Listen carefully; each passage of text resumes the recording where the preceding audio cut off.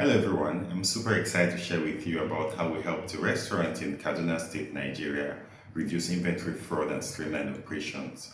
And it was not just a restaurant, but they also had a bakery. And the challenge was a lot of inventory fraud. They couldn't really determine what the cost of production was, and that led to so much losses in the business. And having discussed and heard what the challenges were, we swung into action immediately, myself and my team. And the first point of call was to make sure that there was a system put in place. So we worked with a corporate services department to prepare a complete policy documents that contain steps and guidelines for every single process from procurement down to when items are cooked and then issued to the front desk or the eatery or the restaurants for sale. So that was the first thing we did. And the second we did was to make sure that we worked with the business owner to ensure that all items and raw materials were properly portioned. And so you wouldn't just give out items like that for cooking. We make sure the meat,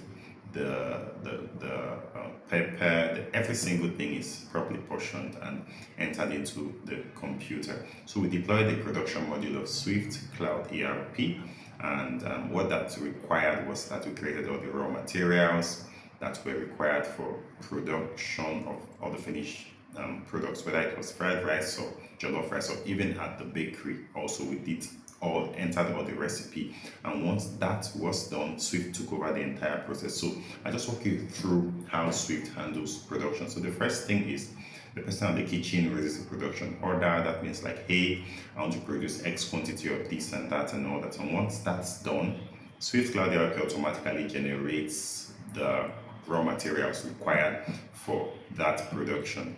So the production needs to be approved. The request needs to be approved. Once the request is granted, the production manager walks to the store, and then the storekeeper already, of course, sees the approved request. So all he or she needs to do is collect the items and then confirm from his or her phone or her tablet that yes, I've collected so and so items, and the system automatically deducts those items from the inventory.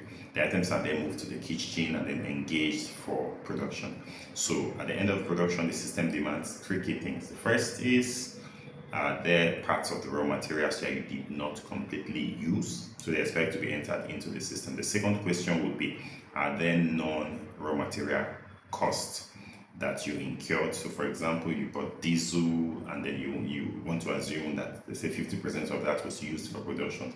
You key those figures in, and the system automatically then asks you the last question, which is, what's the actual quantity that you did